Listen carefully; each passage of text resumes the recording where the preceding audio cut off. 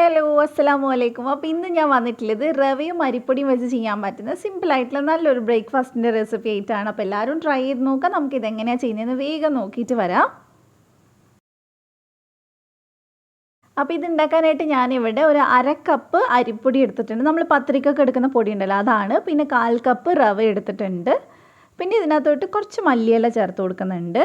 അതേപോലെ തന്നെ ഒരു കുഞ്ഞു സവാള ചേർത്ത് കൊടുക്കുന്നുണ്ട്. വലിയ സവാളയാണെങ്കിൽ പകുതി ചെറുതാക്കിയിട്ട് നുറുക്കിയിട്ട് ചേർത്ത് കൊടുക്കുക. പിന്നെ ഒരു 1/2 ടീസ്പൂൺ വലിയ ജീരകം ചേർത്തിട്ടുണ്ട്. ആവശ്യത്തിന് ഉപ്പ് ചേർത്ത് കൊടുക്കുക. ഇനി നമ്മൾ ഇതിനകത്തോട്ട് വെള്ളം ഒഴിക്കുകയാണ്. വെള്ളത്തിന് അങ്ങനെ കണക്കൊന്നുമില്ല, നല്ല വെള്ളം പോലെ ആയിരിക്കണം. നമ്മുടെ പച്ചവെള്ളം ഉണ്ടല്ലോ അതേപോലെ കിട്ടണം. നമ്മൾ ഈ നീർദോശയൊക്കെ ആക്കുമ്പോൾ ചെയ്യാറില്ലേ, അതേപോലെ നല്ലപോലെ ലൂസാക്കിയിട്ട് എടുക്കുക. കാരണം നമുക്കിത് വേവിച്ചെടുക്കാനുള്ളതാണ്. അരിപ്പൊടി വെന്ത് കിട്ടണമെങ്കിൽ നമ്മൾ അത്യാവശ്യം വെള്ളം ഒഴിച്ചിട്ട് മിക്സ് ചെയ്യണം. വെള്ളം കുറഞ്ഞു കഴിഞ്ഞാൽ വെന്ത് കിട്ടില്ല. അപ്പോൾ നല്ലപോലെ മിക്സ് ചെയ്തിട്ടുണ്ട്. ഞാൻ ഇത്രയും കൂടി ഒന്ന് വെള്ളം ഒഴിച്ച് കൊടുക്കാൻ വിചാരിക്കുന്നുണ്ട്, കാരണം കുറച്ചും കൂടി ഒന്ന് ലൂസായിട്ട് കിട്ടണം. അപ്പോൾ ഇത്രയും കൂടി ഞാനിത് 1/2 കപ്പോളം വെള്ളം ഞാൻ വീണ്ടും ഒഴിച്ചിട്ടുണ്ട്. അപ്പോൾ നമ്മൾ ഇത്ര മാത്രം ശ്രദ്ധിച്ചാൽ മതി. നമ്മൾ വെള്ളം അല്ലെങ്കിൽ പാലും വെള്ളമൊക്കെ എങ്ങനെ ഉണ്ടാവുക, ആ ഒരു കൺസിസ്റ്റൻസിയാണ് നമുക്ക് വേണ്ടത്. അപ്പോൾ ഇതിവിടെ റെഡി ആയിട്ടുണ്ട് കേട്ടോ, ഇത്രയും മതി. അപ്പോൾ ഇനി നമുക്കിതൊന്ന് വേവിക്കാനായിട്ട് ഞാനിവിടെ ഒരു പാൻ വെച്ചിട്ടുണ്ട്. അപ്പോൾ നമ്മളിത് മുഴുവനായിട്ട് ഈ പാനിലൊന്ന് ഒഴിച്ചു കൊടുക്കുക. അതിനുശേഷം നമ്മളിതൊന്ന് വേവിച്ചെടുക്കാൻ പോവാണ്. അപ്പോൾ ആദ്യം നിങ്ങൾ തീ കൂട്ടി വെച്ച് വേവിച്ചാൽ കുഴപ്പമില്ല, പക്ഷേ എപ്പോഴും ഇളക്കി കൊടുത്തുകൊണ്ടിരിക്കണം, ഇല്ലേ അടിയിൽ പിടിക്കും. ഒന്ന് കുറുകി തുടങ്ങുമ്പോൾ മാത്രം തീ ഒന്ന് കുറച്ച് വെച്ചാൽ മതി. അപ്പോൾ നല്ലപോലെ ഇളക്കിയിട്ട് കൊടുക്കുക. പെട്ടെന്ന് റെഡിയാവും, ഒരുപാട് സമയമൊന്നും എടുക്കില്ല. ഇപ്പോൾ ഇതൊന്ന് ചെറുതായിട്ടൊന്ന് തിക്കായി തുടങ്ങിയിട്ടുണ്ട്. അപ്പോൾ ഈ സമയത്ത് ഫ്ലെയിം കുറച്ചിട്ട് കൊടുക്കുക, അല്ലെങ്കിൽ പിന്നെ വേവില്ല. അപ്പോൾ ഫ്ലെയിം നന്നായിട്ട് കുറച്ചിട്ട് കൊടുത്തിട്ട് വേണം ഇനി നമ്മൾ വേവിച്ചെടുക്കാനായിട്ട്. ഇനി പാനിൽ നിന്ന് വിട്ട് വരുന്ന ഒരു പരുവം അത്രയും ആവണം നമ്മളിത് ചെയ്യുമ്പോൾ. അപ്പോൾ നല്ലപോലെ മിക്സ് ചെയ്ത് കൊടുക്കുക. നമ്മൾ ഇങ്ങനെ വേവിക്കുമ്പോൾ തന്നെ നമ്മുടെ അരിപ്പൊടി ഉണ്ടല്ലോ അത് ഒരുവിധം വെന്തിട്ടുണ്ടാവും. പിന്നെ ബാക്കി നമ്മൾ അടുത്ത സ്റ്റെപ്പ് ചെയ്യുമ്പോൾ വെന്തോളും. അപ്പോൾ നല്ലപോലെ ഇതേ വെള്ളം വറ്റി തുടങ്ങിയിട്ടുണ്ട്. പക്ഷേ പാനിൽ നിന്ന് വിട്ട് വരുന്ന പരുവമായിട്ടില്ല. നിങ്ങൾക്ക് വേണമെങ്കിൽ ഈ സമയത്ത് 1 ടീസ്പൂൺ വെളിച്ചെണ്ണ ഒഴിച്ച് കൊടുക്കുക. അപ്പോൾ നല്ല ക്ലിയർ ആയിട്ട് നമുക്ക് ഇതിൽ നിന്ന് വിട്ട് കിട്ടും. അപ്പോൾ ഇതിപ്പോൾ ഏകദേശം ഇവിടെ റെഡി ആയിട്ടുണ്ട് കേട്ടോ. ഇപ്പോൾ നിങ്ങൾക്ക് കാണുമ്പോൾ മനസ്സിലാവും നല്ലപോലെ മിക്സായി നല്ല ടൈറ്റായി വന്ന് തുടങ്ങിയിട്ടുണ്ട്. അപ്പോൾ ഇനി ഇത് ഒരുപാട് വെക്കണ്ട, നമുക്ക് ഫ്ലെയിം അങ്ങ് ഓഫ് ചെയ്യാം. എന്നിട്ട് ഇത് ചെറുതായിട്ടൊന്ന് ചൂടാറാൻ വെക്കാം. അതിനുശേഷം നമുക്ക് ബാക്കി ചെയ്താൽ മതി. അപ്പോൾ ഇനി നമ്മൾ അടുത്ത സ്റ്റെപ്പ് ചെയ്യുന്നത് ഇതിനുള്ള മസാല ഉണ്ടാക്കുകയാണ്. അപ്പോൾ ഞാനിവിടെ 3 ടീസ്പൂൺ കാശ്മീരി മുളക് പൊടി എടുക്കുന്നുണ്ട്. ഒരുപാട് എരിവൊന്നും ഉണ്ടാവില്ല, നല്ല കളറും ഉണ്ടാവും. അപ്പോൾ എരിവ് നിങ്ങൾ നോക്കിയിട്ട് നിങ്ങളുടെ ആ ഒരു രീതിക്ക് എടുത്താൽ മതി. പിന്നെ ഒരു 1/4 ടീസ്പൂൺ മഞ്ഞൾപ്പൊടി എടുത്തിട്ടുണ്ട്. ആവശ്യത്തിന് ഉപ്പ് ചേർത്തിട്ടുണ്ട്. പിന്നെ അതേപോലെ തന്നെ ഒരു 1/4 ടീസ്പൂൺ ഇഞ്ചി വെളുത്തുള്ളി പേസ്റ്റ് ചേർത്തിട്ടുണ്ട്. ഇഞ്ചി വെളുത്തുള്ളി കുത്തിയിട്ടാലും മതി. പിന്നെ കുറച്ച് മല്ലിയില കട്ട് ചെയ്ത് ചേർത്തിട്ടുണ്ട്.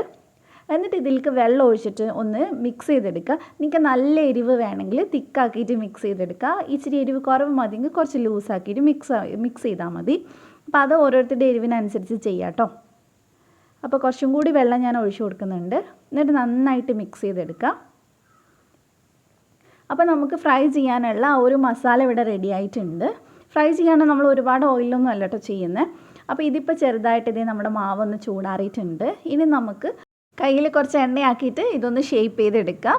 ഇപ്പം നിങ്ങൾക്ക് വേണമെങ്കിൽ ഇത് നമ്മുടെ കൈപ്പത്തിരി പോലെ തിന്നാക്കിയിട്ട് പത്തിരി മാതിരി കൈവച്ച് ഒന്ന് പരത്തി ചുട്ടെടുക്കാം.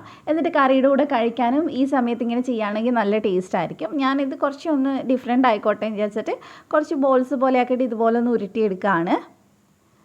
ഒരുപാട് കട്ടി വേണ്ട, ഒരുപാട് തിന്നും ആവരുത്. കാരണം ഒത്തിരി തിന്നായിക്കാൻ നമുക്ക് മറിച്ചിടാൻ ബുദ്ധിമുട്ടാവും. അപ്പോൾ അങ്ങനെ ഒരു കട്ട്ലേറ്റിൻ്റെയൊക്കെ കുറച്ചൊന്ന് തിന്നായിട്ടുള്ളൊരു ഷേപ്പ്, ആ ഒരു ഷേപ്പിലേക്ക് നമ്മളൊന്ന് പ്രസ് ചെയ്തെടുത്താൽ മതി.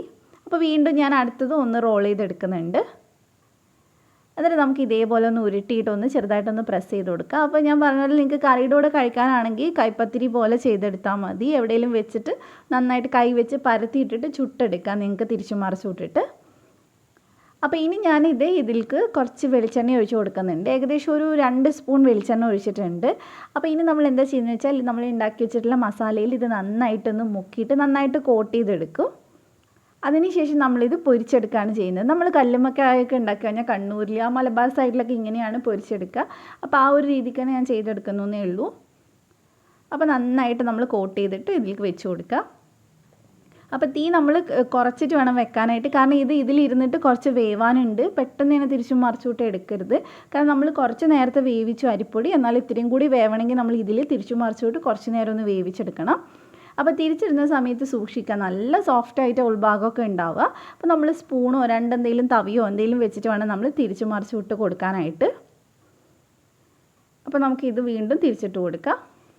നന്നായിട്ട് ഇത് വെന്ത് മൊരിച്ചെടുക്കണം, അപ്പോഴാണ് കഴിക്കാൻ ടേസ്റ്റ് ഉണ്ടാവുക. ഇപ്പോൾ ഇത് ഏകദേശം 2 സൈഡും റെഡി ആയിട്ടൊക്കെ ഉണ്ട് കേട്ടോ. അപ്പോൾ കുറച്ചും കൂടി ഒന്ന് മൊരിച്ചെടുത്താൽ മതി. അപ്പോൾ ഞാനിത് ഇതെടുത്ത് മാറ്റുകയാണ്. നന്നായിട്ട് 2 സൈഡും മൊരിഞ്ഞൊക്കെ വന്നിട്ടുണ്ട്. അപ്പോൾ ഇത്രയേ ഉള്ളൂ. ഇനി ഇത് നിങ്ങൾക്ക് ചൂടോടെയോ ചൂടില്ലാണ്ടോ എങ്ങനെ വേണമെങ്കിലും കഴിക്കാം. ഇതിൻ്റെ കൂടെ ഇനി നമുക്ക് കറിയൊന്നും ആവശ്യമില്ല, ചുമ്മാ ഇങ്ങനെ കടിച്ച് തിന്നാൻ തന്നെ കുഴപ്പമൊന്നുമില്ല, ടേസ്റ്റാണ്. അപ്പോൾ എന്നും ഒരേപോലത്തെ ഫുഡ് കഴിക്കാതെ ഇടയ്ക്ക് ഇതുപോലെ ഒന്ന് ട്രൈ ചെയ്ത് നോക്കുക. നിങ്ങൾക്ക് ഈ വീഡിയോ ഇഷ്ടമായിട്ടുണ്ടെങ്കിൽ ചാനലൊന്ന് സബ്സ്ക്രൈബ് ചെയ്യുക, തൊട്ടടുത്തുള്ള ബെല്ല് ക്ലിക്ക് ചെയ്തിട്ട് ഓളോടെ ക്ലിക്ക് ചെയ്യുക. എന്നാൽ മാത്രമേ ഞാൻ വീഡിയോസ് ഇടുന്ന സമയത്ത് നോട്ടിഫിക്കേഷൻ വരുള്ളൂ. അപ്പോൾ നമുക്ക് മറ്റൊരു അടിപൊളി വീഡിയോ ആയിട്ട് വീണ്ടും കാണാം ഇൻഷാ അല്ലാ. Thank you for watching.